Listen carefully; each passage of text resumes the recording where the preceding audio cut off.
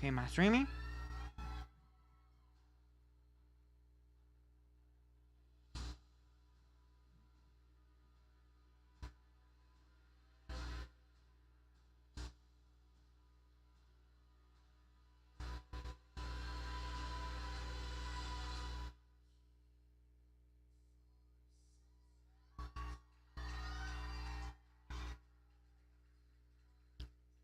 What was that?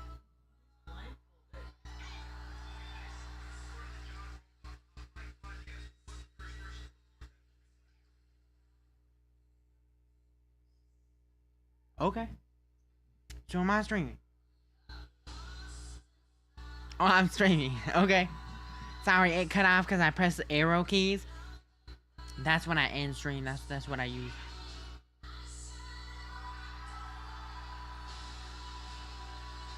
He says, so that's what I was saying. One of my viewers is actually subscribed, so you could help me out a lot. I said, he said Java. This is one of the coolest exclusive features, and it's a builder's dream.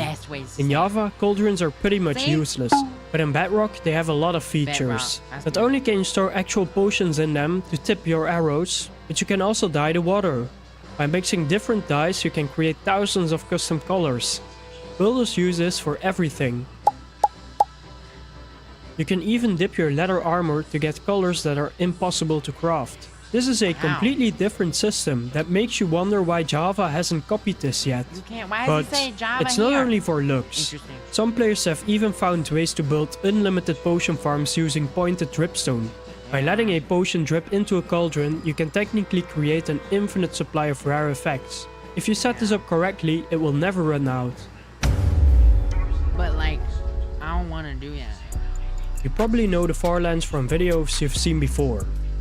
It's one of the most iconic glitches in gaming history. In the original Java edition, it appears to be 12.5 million blocks from spawn, where the world generation starts creating massive distorted walls of terrain. It's a mysterious place that has been removed years ago. But have you ever heard of the striped lands? This is Bedrock's version of the world's end, and it's way weirder. Because Bedrock is built on a C++ engine, it handles large numbers differently. Instead of distorted walls, the world literally starts to unrender. Blocks turn into thin, vertical stripes with giant gaps in between. But the weirdest part isn't how it looks, it's how it feels. At this distance, the math behind your movement fails. You can only move along the stripes that are actually loaded. If you try to step to the side into a gap, you fall through the floor into the void. At this point, horizontal movement is basically broken, and you can really only move up and down. If you're coming from Java Edition, you're probably used to the Wither being a bit of a joke. Most players just trap it under the bedrock fountain in the end, or in a small strip mine, where you can just spam your sword until it's dead. It's a fast way to get a nether star without much risk. But in Bedrock, the Wither is a completely different monster. It starts with 300 hearts, which is double the health of the Java version. But the health bar isn't the biggest problem. In Bedrock, the Wither has a much more complex AI. When it reaches half health, it doesn't just sit there, it gains a blue armor shield that makes it immune to bows, just like in Java. But it also performs a dash attack. It will literally launch itself at you like a missile, destroying every single block in its path. If you try to fight it underground like you do in Java, it will quickly turn your small tunnel into a massive cave. And while you're trying to dodge that, it also summons wither skeletons to distract you. To top it all off, when you finally deplete those 300 hearts, the fight isn't over. The wither will stay still for a second and then trigger a massive final explosion. If you're standing too close, celebrating your victory, it can easily take you out and destroy your loot. It's one of the few areas where Bedrock is significantly more difficult. And for a Java player, fighting it for the first time is usually a very short, very confusing experience. Why can't they do that in Java? They should. When you look at all these differences, it's clear that Bedrock is a completely different version of the game. It's not just Minecraft on your phone. You know what? You're right. It's a version with its own rules, its own history, and its own weird logic. To a Java player, things like the Wither or the bridging physics feel totally wrong, but for millions of people, this is just how the game works. Whether it's the weird glitches or the cool exclusive features, it's what makes Bedrock. And that's why I'm curious. Are you a Java or a Bedrock player? And what do you think of these differences? Let me see. I am a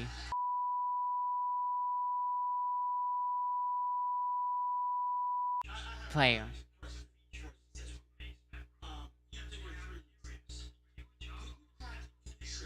I think. That's the player I am. Interesting. Let me know in the comments. I'm interested to see which I am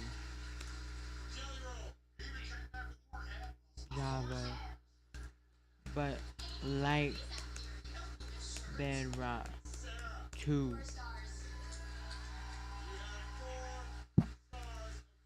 Comment. That's what I say. Okay. Queso? Queso! I tried hightail. Oh, I didn't know that. Okay. Okay, give me 1 second.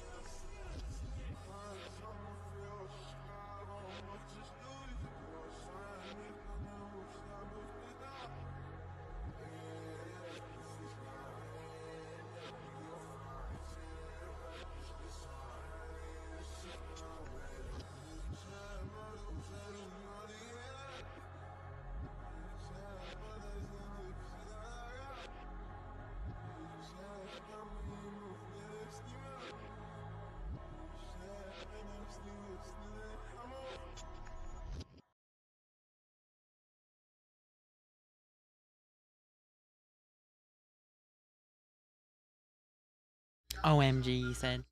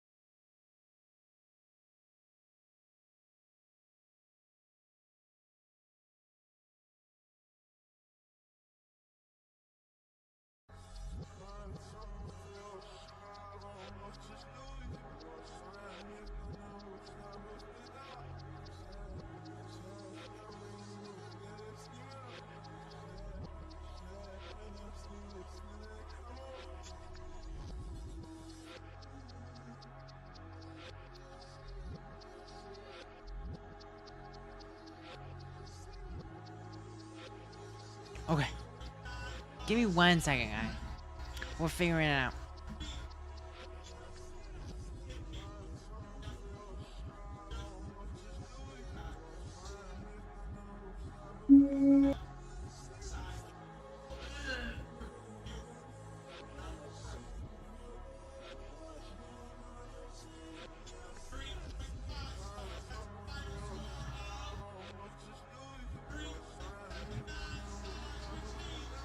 Anyway, listen, it's time.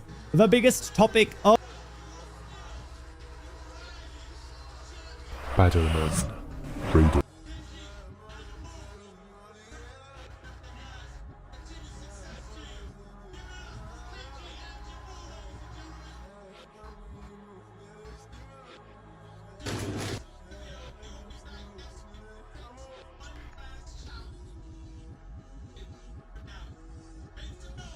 All right, we got some more.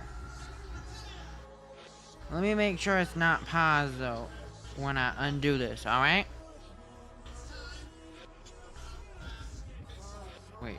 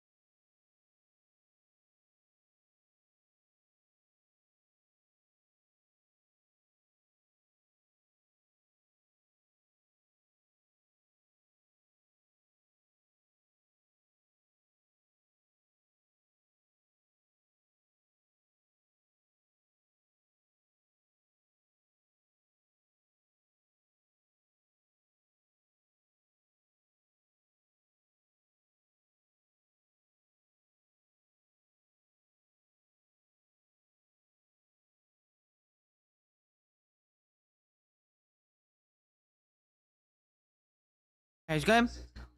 Alright. Let's do it. The world of Minecraft is a deeply mysterious place. Beyond the mundanity of sheep, cows, and villagers are hidden secrets, suggestions that there's more to this place than meets the eye. As we explore the world, we'll discover that there are ancient structures that provide hints of a forgotten past. Ruins litter the world, from decaying temples deep within jungles to broken portals to decrepit mine shafts. This is evidence of a time before our own, of an era dominated by a great civilization that has long since fallen. All that remains are these decaying structures, slowly being consumed by the sands of time. But one such structure is different. Buried deep beneath the surface, an intrepid explorer might stumble across the trial chambers. These are a large network of rooms and hallways, platforms and tunnels. And this place is particularly interesting because, despite the trial chamber's remote location, we do not see signs of degradation. There are no cobwebs lining the walls, no broken and cracked bricks, no missing blocks. It may initially appear that the oxidized copper indicates weathering. When a copper block is exposed to air, it progressively oxidizes, changing color from bright orange to pale green.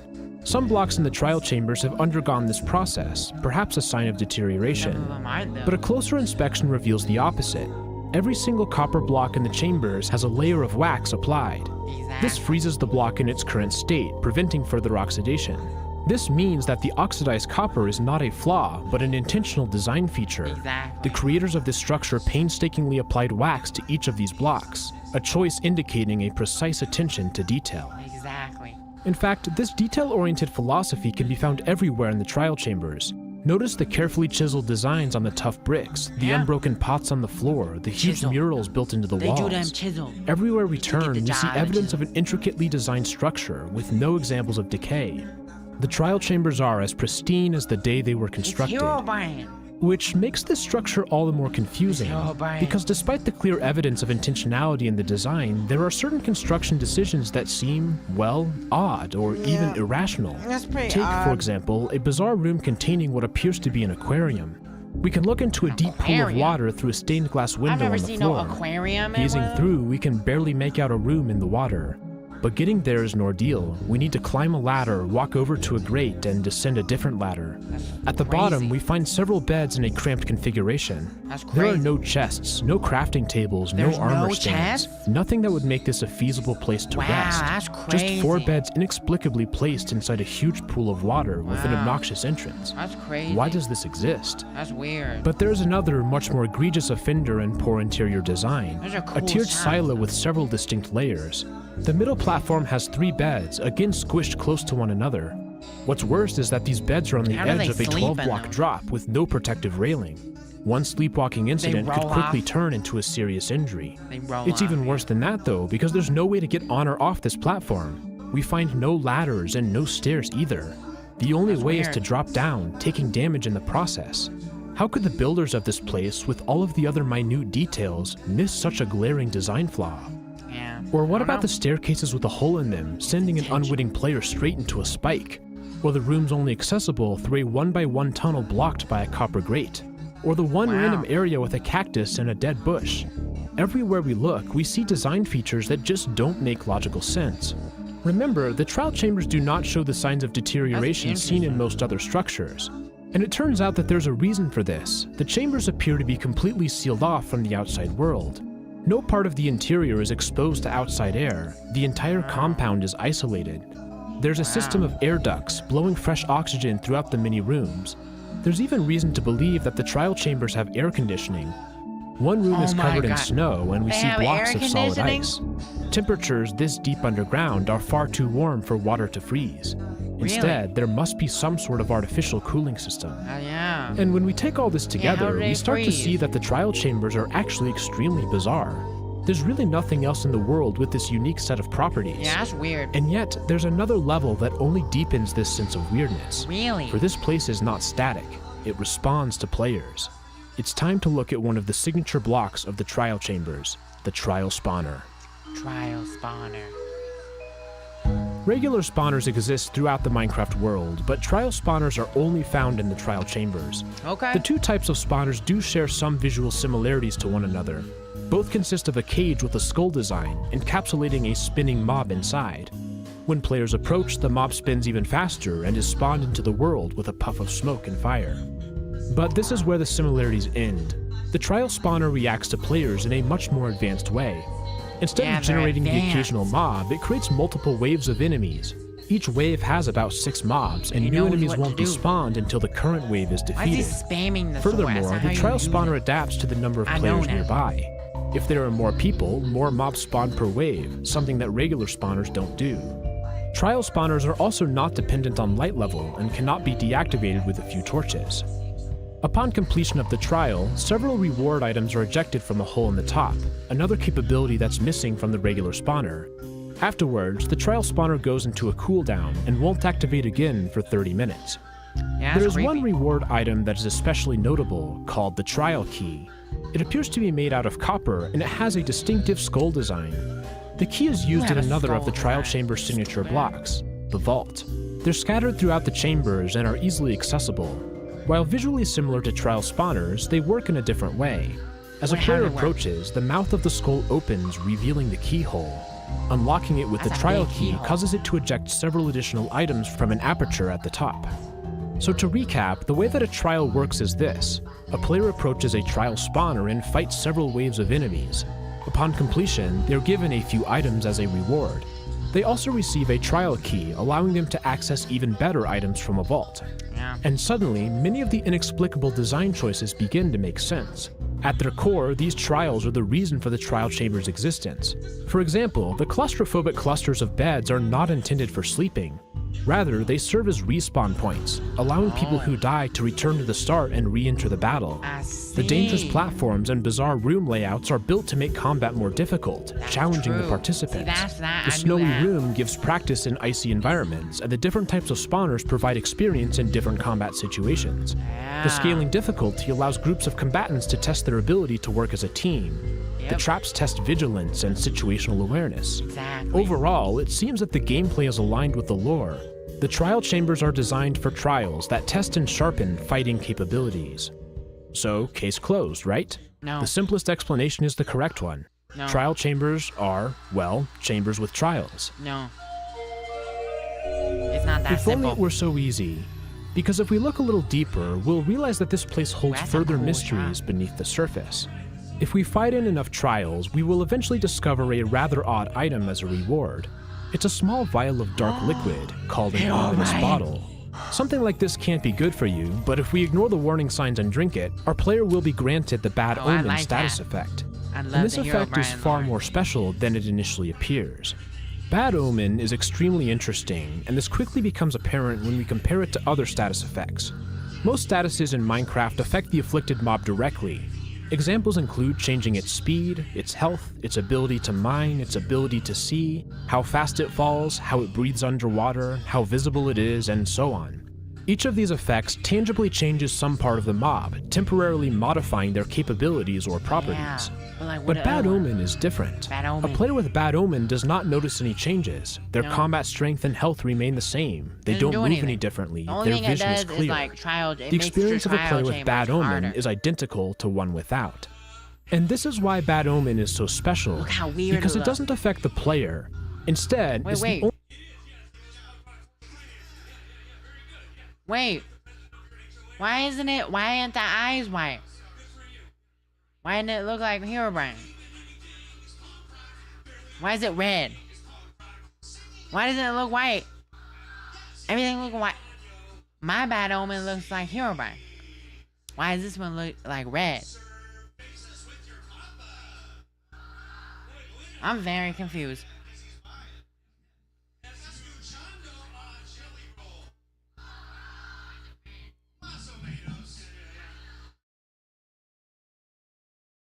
Oh, maybe it's, he said, maybe it's Redstone Torch, maybe. Redstone Torch? I mean, it makes sense. It's still Herobrine, right? Let's see. only status in the game that changes how other But like, entities it's white react in to your the pack, player. right? It emits some sort of invisible aura, this what it some looks like in mysterious normal life? energy, Oh my and there are God. certain things in the world that can sense it. They didn't do no For an Herobrine. example, we need to look no further than No, these but very it's trial Herobrine. chambers. I see it. If a player drinks an ominous bottle and obtains Bad Omen, nearby trial spawners will suddenly react, changing He's got that spooky voice for one of these videos. colors with a burst of soulfire. These spawners have been Burst transformed into something new, Soulfire. ominous trial spawners. And this process starts a Ominous. different event, called an ominous trial. The Yeah. core of an ominous trial is similar to a regular one. Waves of enemies spawn that need to be defeated by the player. But these trials are much more difficult for several reasons. First, ominous trial spawners gain the ability Really? to spawn projectiles in addition to mobs. Arrows, fire charges, and wind charges can be fired, severely increasing the difficulty of a fight. Furthermore, it spawns lingering potions that can produce a variety of status effects. The chaos is compounded by the appearance of much more powerful mobs. They can be protected with diamond armor, and they attack with enchanted weaponry. For unarmored mobs, the total number can be double that of a regular trial. Wow. All of these changes combined result in an extremely difficult combat challenge. That's creepy. Defeating an ominous trial requires a much higher degree of skill and preparation than a regular one. Those who prove themselves capable are rewarded with a different type of key. This is the ominous trial key. While similar to regular trial keys, it is made of oxidized copper and has 3 skulls instead of 1. These keys It's the open a different ominous vault key. called the Wait, those are ominous. white. Those have white eyes too. Wait, those have white eyes too. Why is everything red? Why is it not Herobrine? But they have the little Herobrine face in this in the spawner in the trial. Why is it? Why does it do that? He doesn't know. Vault. They work in a similar way to regular can't vaults, believe Minecraft dispensing did this. items from the top. It's disgusting.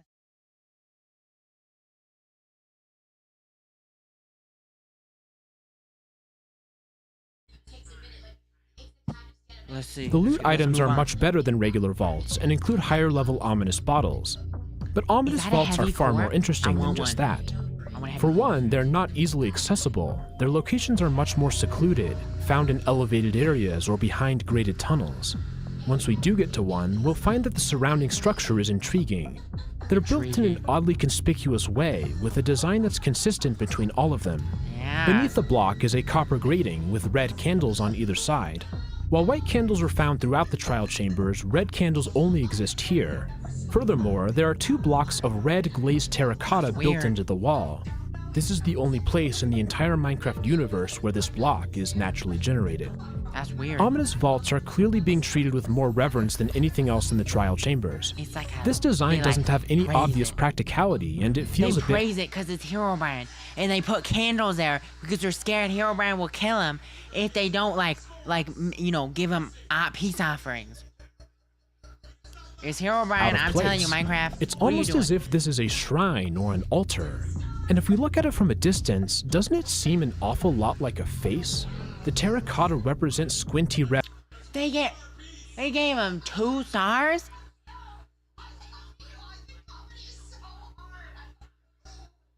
That's insane.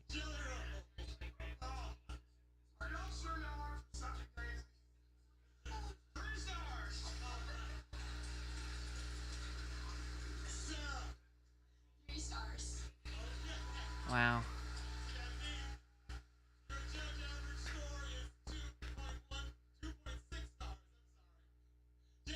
That's just sad. That's just sad. Eyes, and the vault is a mouth. Whose face this is? Wait. What does that look like? It looked like a creeper. Wait, it looked like a redstone something. It looks like Herobrine. Exactly is difficult to say, although there is a clear relation to Bad Omen. The red eyes are visible in the ominous bottle, as well as the Bad Omen and Trial Omen status effects. Yeah, it's Herobrine. This similarity cannot be an accident. No, it's Despite Herobrine. the undeniable intrigue, the purpose of this shrine is not obvious. But things get much more fascinating when we realize that this shrine has a connection to a completely different structure in the world. Far away from the trial chambers is one of the most captivating places in the game, the ancient cities. Part 2. There are a lot of things that make the ancient cities special. They are both the deepest and the largest generated structures in the game. Ancient cities consist of a sprawling network of paths and bridges, with various elements like watchtowers and pillars. At the center is a huge rectangle structure made out of a unique block. Hidden within the base is a complex tangle of redstone contraptions, accessible only using a secret code. The ancient cities are far too complicated for me to cover in detail here. If you're interested, check out my Warden Deep Dive video.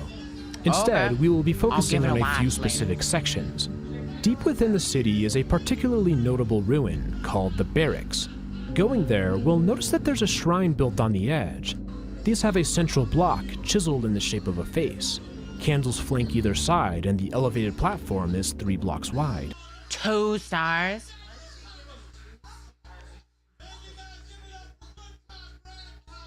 That's horrible. I'm sorry. Disgusting. Disgusting. You know what? They should have won. Did you see the title of my video? Exactly. Did you? Exactly. Doesn't this look familiar? This is just like the shrine in the trial chambers. The face shape is the same, with the narrow eyes and square mouth. It's the same thing. Wait, it look like Herobrine. Wait, you need to change the generation. Wait, no. You need to change the generation of the shrines in the trial chambers to look more like Herobrine, because that block right there that they're showing looks like Herobrine in my thing. It looks like that block look like Herobrine. The trial chamber thing, and you look more like Herobrine. Remove that spawner. Yeah, it look like Herobrine. Wait. How could you do that? You'll figure it out. The size is similar, and there are also candles. Yeah. It's almost as if these are 2 different versions of the same thing. Yeah. This direct connection between the trial chambers and ancient cities is fascinating. It looks like but if we explore more, we'll find additional overlaps. For example, these are the only 2 locations with amethyst shards in the loot tables. Really? The same is true for baked potatoes. Then there's the fact that both places clearly use soul energy. That's The signature light blue glow is seen when a trial becomes ominous. But there's a conceptual similarity as well. The ancient city ruin with the shrine is called the barracks. Barracks are buildings that are used to house soldiers. We can even see the corridors where the beds presumably used to be. Really? This indicates that there was a military presence in these ancient cities, probably to deal with the extreme dangers of the warden. It seems similarly likely that the trial chambers were also used by a military. In fact, it would serve no purpose to anyone else. A civilian would quickly perish within the copper halls. It is therefore plausible that the warriors who were stationed in the ancient city would have been the same ones who trained in the trial chambers. During this process, they would have come across the ominous bottles, and they would have experienced bad omen and ominous trials. Bad omen. And they would have known that the ominous vault shrines were somehow an important part of bad omen. Yeah. The fact that we see a very similar shrine in an ancient city military building suggests that the ancient builders also used bad omen here, applying their prior experience from the trials. While this is a notable observation, there's one obvious question left unresolved. What were they using bad omen for? That candle's There are no floating. trial spawners in the ancient cities, and nothing happens if we enter one with a bad omen effect. Nothing happened. So how can we explain this connection? In order Nothing to progress, happens, we will exactly. need to consider a very important element of bad omen, one which I have yet to mention. What? For all What its is it? oddities, this one rises above the rest. For the ominous bottle exists elsewhere in the world, far away Elsewhere. from the buried trial chambers in ancient cities. Buried. In fact, bad omen is still in use today, long after the demise of the ancient builders. It is known to a completely different society altogether. I am, of course, talking about the Illagers. The Illagers. Of all the mobs found in present-day Minecraft, the Illagers are undoubtedly the most advanced. The They most build advanced. huge, isolated mansions No, I located wouldn't say deep they're the within dark most forests. advanced. I mean, Inside is evidence of an intelligent society, including experimentation and planning. really? This hard work has clearly paid off for them. I don't know about Evokers that. can summon Vexes from the void, a capability that no other living mob has. Their explorations have culminated in the ultimate technology, the Totems Totem of of Undying, which can prevent death a single time. The Illagers have used their capabilities to project So if considerable. someone was like holding a totem of undying and they had cancer, they just wait, hold it, and then finally when their time is up, they use it, and then that's it. And they're good. Oh, okay. That's pretty good. So I need a totem of undying. Because I want one. I need to make one. I can make it. Power. Make a totem They have of undying. outposts to keep an eye on the overworld's inhabitants. There are also more mobile units. Small groups of Illagers go on patrol, attacking any enemies on sight. These patrols are led by a raid captain, a pillager or Raid. vindicator I who need my carries a banner water. and directs the group. And these raid I'm captains are the thirsty. second place in If the you don't give me my water right now, I'm gonna beat you up, you stupid ass. I'm making my ghost do everything for me because I'm sitting down, I'm streaming. What am I streaming? I don't know. I'll never know. I'll never figure out what I'm streaming until I figure it out. One day. One of these days, I'll figure out what I'm streaming. You know? You know what I mean? Okay. What are you doing? You wanna watch my video with me? You vibing with me?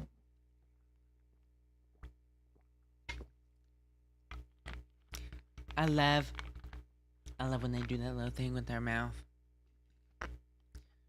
I said, you vibing with me? He's like, what you doing? game where the ominous bottle can be found. Ominous bottle. They are always carrying one. Killing a raid captain has They're a always 100% carrying chance an to ominous- drop an it's ominous your bottle. right. They're The like, Illagers have they're like- discovered a use for bad they omen. are mine. When a player with bad omen enters a village, a raid begins. Somehow, the status effect sends an instantaneous long-distance signal to the Illagers and their allies, That's telling them that it's time to fight. Well, They that's quickly right. respond and arrive at the village with waves of reinforcements close behind. Remember, bad omen is unique because it doesn't affect the user directly. Instead, it affects how other entities respond, serving Really? as a form of communication. Oh my god. And for the Illagers, this would be a very useful capability indeed. Carrying an ominous bottle gives the raid captain the option to send a distress signal at any moment in time. If they ended up in a situation where they needed reinforcements, such as discovering a fresh village to raid, all they would have to do is drink the ominous bottle. Bad Omen would be activated and help would arrive. Oh my god. The ancient builders used Bad Omen in a very similar way. Their warriors would train their skills in the trial chambers. After defeating waves of enemies, they would receive low-level ominous bottles. These would allow them to attempt the more difficult challenge of an ominous trial. Those who were able to pass the challenge would be rewarded with high-level ominous bottles. Any person possessing a level 3, 4, or 5 ominous bottle would have proven that they had a high degree of combat skill. They would be the leaders on the battlefield, captains who commanded others. These captains would carry ominous bottles with them at all times, especially in the extremely dangerous environment of the ancient city. If things got out of control, such as a warden on the loose, drinking the bottle would broadcast a distress signal, calling other ancient builders to come help. Wow. There's even more evidence to support this idea. Remember the shrines with the faces in the ancient cities and the trial chambers? Well, it turns out that the Illagers also use faces in a very prominent way. In fact, they're obsessed with them. They have huge statues of themselves in the woodland mansions, and banners are proudly displayed on their pillager outposts. Furthermore, raid captains carry one with them at all times. So the Illagers also have faces in the same place where the ominous bottle is found, just like the ancient builders in the trial chambers and ancient cities. This suggests that these faces are somehow an important requirement for controlling Bad Omen. This is further supported by the name of the banners. They're not called Illager banners, instead they're called ominous banners, more evidence that they're fundamentally important to Bad Omen. Wow. There are a few interesting implications to this. Ominous banners are clearly depictions of the Illagers, the ones who are using Bad Omen, and this observation makes us wonder about the faces on the underground shrines. Could these faces represent the ancient builders? Is this the clearest view yet of what they looked like, or at least how they viewed themselves? Perhaps this finally solves the mystery of the chiseled deep slate face. It also seems likely that the Illagers learned about Bad Omen from the ancient cities. While there is no indication they ever found the trial chambers, there's abundant evidence suggesting that they've been to the ancient cities. We see dark oak wood and blue wool, signature Illager building blocks that are out of place in the deep slate structure. Oh my god. They've set up camp and rebuilt broken structures to ease in their explorations. It's possible that they learned about the ominous bottles during this process, taking them from the ancient city for their own usage and experimentation. I have the biggest Now, let's return to the water. trial chambers. There's an overarching question here. Why would the ancient builders need such a well-trained military? Sure, managing the warden was part of that, but probably not all of it. To learn more, let's look at the combat situations that are included in the trial chambers. What? The trial spawners generate a variety of enemies. While there are some natural mobs, like spiders and silverfish, the majority of the enemies are undead, zombies, skeletons, and variations. If you've seen my previous deep dives, you'll know that undead enemies are evidence for a massive plague that swept through the overworld, infecting ancient builders and converting them into zombies and skeletons. So that's Since what there they are no look more like ancient builders, we know that this disease ultimately infected or killed all of them. But it didn't happen instantaneously. There was a period of time where some, but not all, of the ancient builders were infected. As the world became increasingly hostile, it became more and more difficult for the remaining uninfected to fight for survival. Trial chambers were constructed during this transition period, after the zombie plague became a serious threat, but before everyone was infected. The trial chambers gave the survivors an opportunity to learn how to fight against undead enemies, teaching them how to handle this new threat. But the strategy of intentionally spawning infectious enemies was risky. Thus, the trial chambers had to be designed to mitigate the risk as much as possible. The chambers were sealed off from the world to reduce the chances of the disease escaping. Their extensive use of copper also has a reason. Copper is an antimicrobial material, which means that it can kill microorganisms on contact. This was an additional safety measure to limit the spread of the disease. While intentionally spawning zombies for training was risky, the ancient builders did as much as they could to make it relatively safe. Perhaps the bedrooms with no entrances were quarantine zones, places to put people who had been exposed to see the extent of their infection. The desperation for survival might have also been what drove them to construct the ancient cities, harnessing the immense power of Skulk despite the extreme danger of the Warden. Evidence of Bad Omen in both places suggests that these were used at a similar point in time. But ultimately, all of this proved futile. The disease eventually wiped out the ancient builders, leaving their structures behind. And while most of them crumbled and decayed, the sealed design of the trial chambers allowed it to remain pristine. In this way, the trial chambers stand alone, a view into the lives of the ancient builders at the height of their desperation. the best preserved piece of a culture lost forever. In Minecraft explains it like, go look at this trial chamber, have fun with your friends, and beat up mobs like they can't get infected or anything, and they can't have Herobrine go messing with them, all, you know.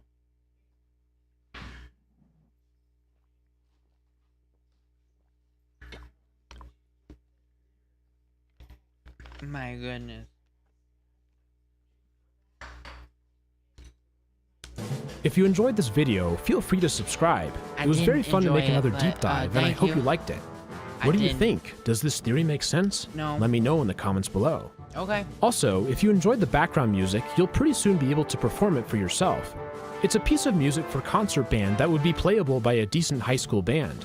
Once I finish the concert version, send it to your band director. Ask them to play it next semester. Wow. It would be so cool if someone in the community would get a chance to perform this music. And if you do, send me an email or Discord message. I'd love to get a chance to watch your performance. We will go ahead and end with that. This has been RGN. Thank you so much for watching, and I'll see you all in the next video. Thank you. It's Herobrine.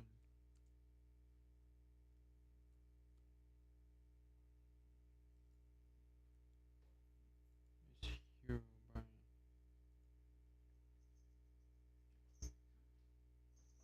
There. Next, please. Anyway, listen, it's time. Who is this? The biggest topic of the Is that James Gunn? week, which is removing obfuscation in Java Edition. What does this mean? Well, what this means for our modding community. What it really Do you like to mod Java, tinker with builds, or take deep dives into the code? Then this article is for you. Hey, this is me. For a long time, Java has used obfuscation, which is hiding parts of the code, a common practice in the game industry. What does this even mean? Highest level overview, okay? Just so that you understand. When you write a program, usually you would name methods and things like that. Let's say take seat, right? Or something like get age. You know, this is how you would call methods, right? This is how you would call them. If you obfuscate them, what happens is that this gets turned into something like this. Oh, wow, this is not nice. Or something like this, right? It's like, now obviously, get age is a little bit easier to read than m_39969. Nice. So what has to happen is that when we get Minecraft, what we need to do is we need to de-opf this, right? Meaning that we need sort of a translation, right? We need a key that turns this over here back into this, or into, because the issue is we don't really have this, into, you know, let's say similar names, right? Because we didn't have those names. Now, in 2016, 17, 18, somewhere around there, they actually did release Moj mappings, which were at least the method names, right? So something like this already occurred. So Moj maps, right, were the class and method names. But what was missing here is parameters and internal variables, right? Like variable names, right? So those were missing. This over here was handled via parchment, right? And also in the case of things, that was yarn. And now this whole step over here, right? This whole step over here no longer happens. Meaning we're going to get all of this, including parameters and internal variables. So we're going to get every single name over here, okay? So in general, basically, they're now going to unobfuscate everything. This is great, and this is going to be awesome, right? You can see that names in this context refer to technical names of code, which is variables, fields, methods, classes, and so on. And the biggest one here is parameters and variables, because those were just guesswork. And that's awesome. Now, when people say, this is the biggest revolution in Minecraft modding. Now, it's a huge news that they did anything for Java modding. Absolutely insane. That's awesome. And I have a hypothesis why they did this. But to claim that it's earth-shattering news is a little bit of a clickbait move, okay? Yeah. Or people just didn't understand or don't understand quite what that means. It's really cool. So I'm going to tell you there's like two camps of people who are going to have their lives changed and then in different orders, right? Neoforge modders barely going to notice an issue. Now, the people who are making Neoforge are going to have a lot of stuff to do. That's absolutely the case. But Neoforge users are barely going to notice a difference. Like the people who make mods in Neoforge. People in Fabric, however, for them, it is earth-shattering. So when I released the comment saying it's not that big of a deal, this hadn't come out yet, right? Because what they're going to do is they will actually discontinue Yarn, meaning that the entirety of Fabric will now also use Moj maps. That is going to be pretty crazy, because that means that when I usually I say you can pick either Neoforge or Fabric, like 60% of it is going to be the same. What's going to happen here is that it's not going to be 60% anymore. It's now going to be closer to like 85 or 90%. There's going to be only very few differences between the two now, because we now have sort of parity in terms of the naming for a lot of things. Now, there's some things that still, you know, are different, right? Obviously, that's just going to be the case, but there's going to be a lot of overlap. Also, very important to note, obviously, this is only for 121.11 and up, okay? Nothing's going to change for the ones below that, I would assume. But at some point, obviously, they're also not going to be developed at some point anymore. But yeah, that's an important thing. But yeah, that means that it's going to be very, very interesting. I don't even know what is going to happen here, but it's crazy. I mean, the future is crazy. Yeah, they're not going to do major rewrites. I think that is totally fine. This is also going to take quite a while to implement, right? This is not going to be a thing that just happens like overnight. So that's why Mojang is going to release 2 different streams at the same time, if I heard this correctly, right? So they're going to have a branch with the obfuscated one still and the deobfuscated one. So that's going to be pretty neat. So that the mod loaders can basically deal with this. What I find interesting about this news is that they're even doing things for the modding community right here. That's the craziest thing to me, okay? Because like, while this has been like this thing that was asked, doing this just like randomly now is very strange to me. Now, I have said this before and I will say it again. I think this is gearing up for the one thing that they're trying to do, and that is the Java marketplace. Why do I still keep saying this, and why is this a hypothesis of mine? Like I said, I don't know if this is the case. This is a pure speculation, and this is just my opinion on factoring in a lot of different things. The reason why I think this is the case is they bundled together Bedrock and Java, right? So basically, the Java edition itself doesn't generate any revenue for them, right? It doesn't generate any revenue. The only thing it generates is positive PR and sort of the zeitgeist, right?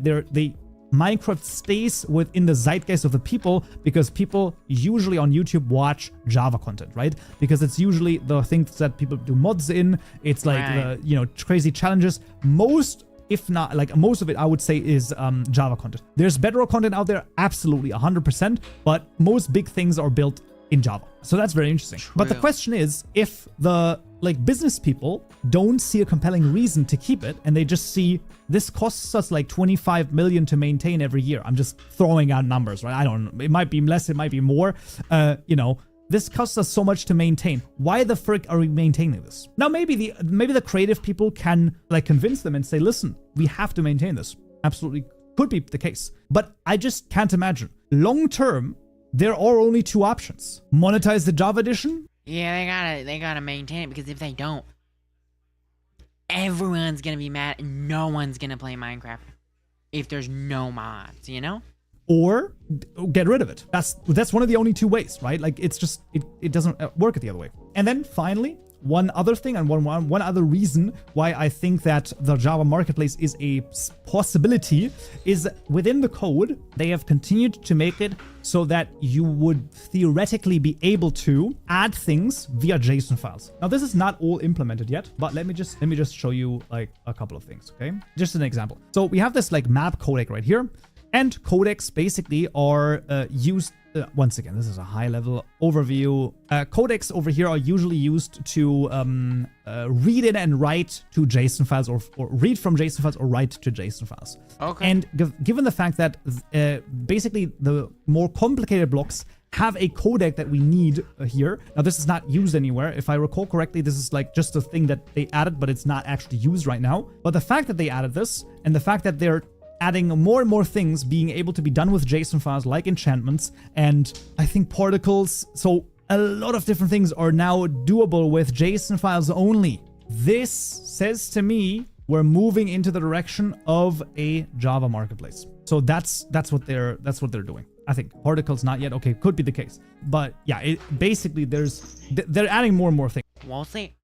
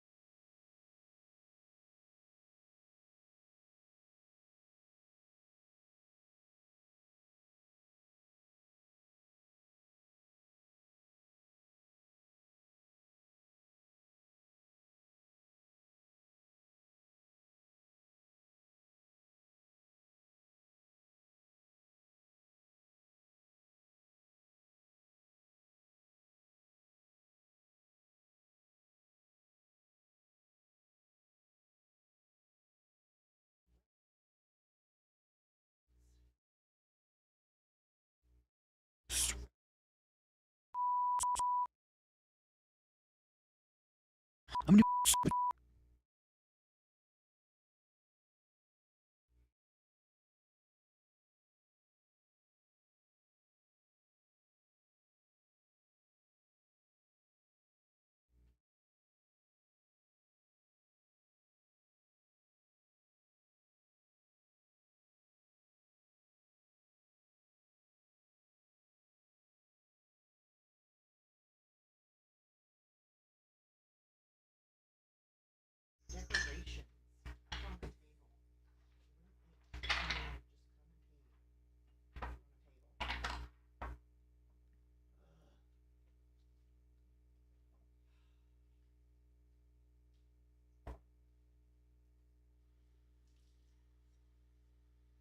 Wait.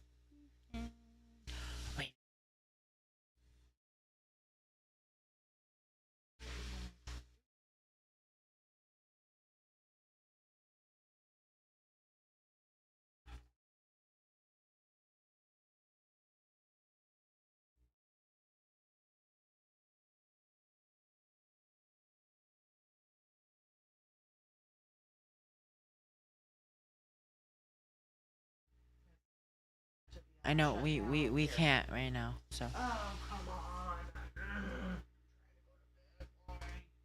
Why does everything happen right now? We'll plug it in. I'll move this stuff, and we have to, and then we'll plug it in.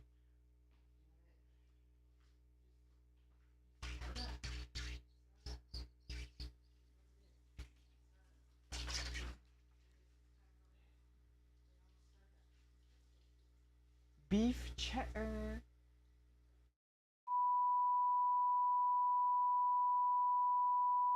Stupid. You stupid.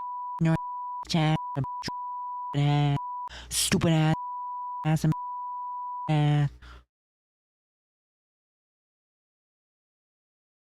How dumb are you?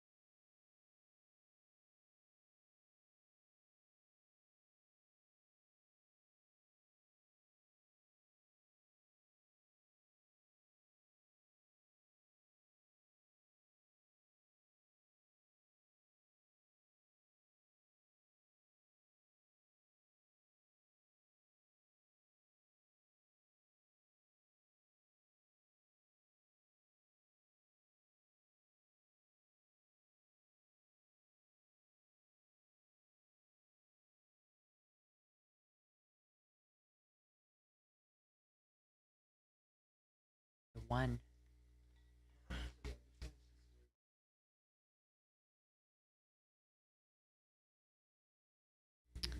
Alright, sorry. We're gonna finish this video and then I'm gonna end.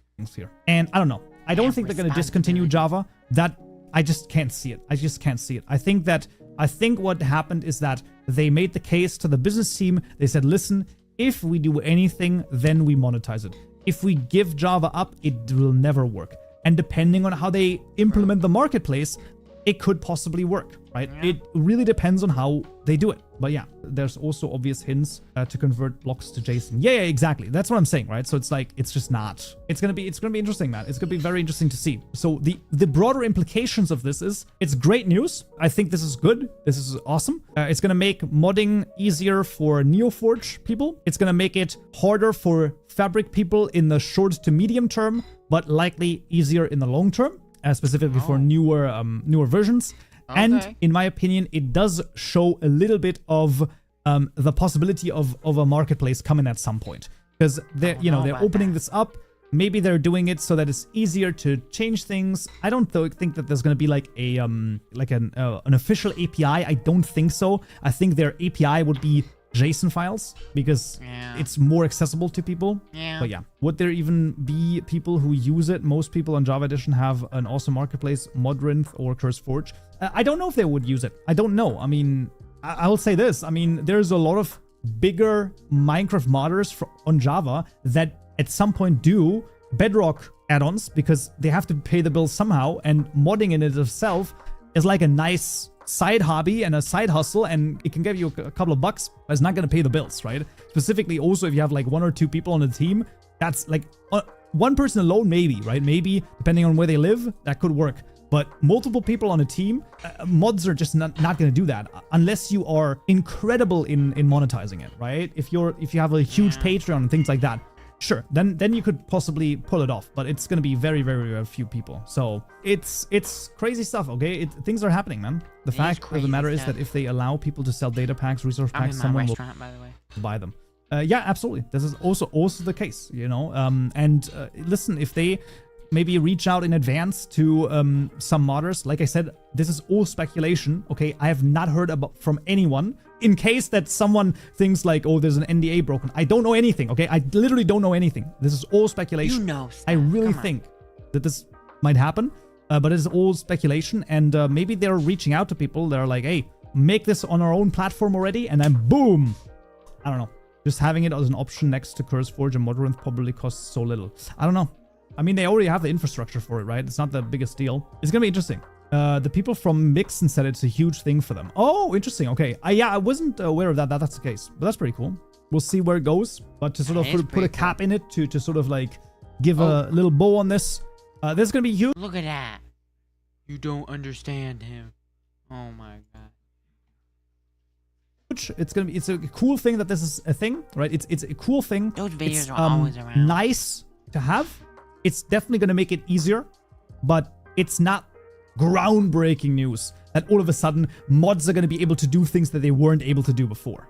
I disagree with that assessment. I don't think that that's the case. I don't think we're going to see crazy mods like they have in like add-ons in Bedrock. Like sometimes those are crazier. I don't think this is not what this does, right? It's also not open source, right? They're not open sourcing it. They're just making it so that you don't have to translate it anymore. You can see this over here, right? The EULA doesn't change. There are still usage things. There's now a license file and everything. So yeah, I mean, it's definitely interesting. But for me, in my personal opinion, it does point to the fact that they might actually go for a Java marketplace. There you go. I don't agree with that, but okay. Battleman, BRAYTON, Twilight. What are the secrets? They are here now, and they're just so ominous. So ominous. The secrets are ominous, aren't they? Very ominous. Oh, I clicked something.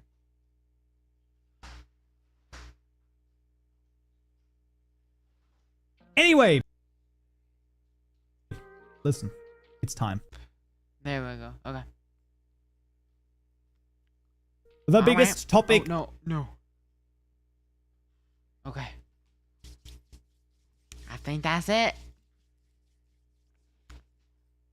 Well, I would like to thank everyone for watching my own stream. No one watching my stream, but it's true. Okay. Well, I'll see you one day. Far in the future, where the ominous bottle is Herobrine. One day.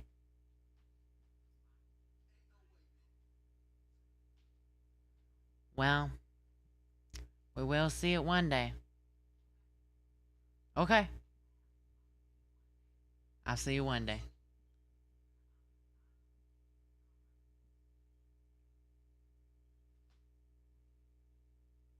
One day.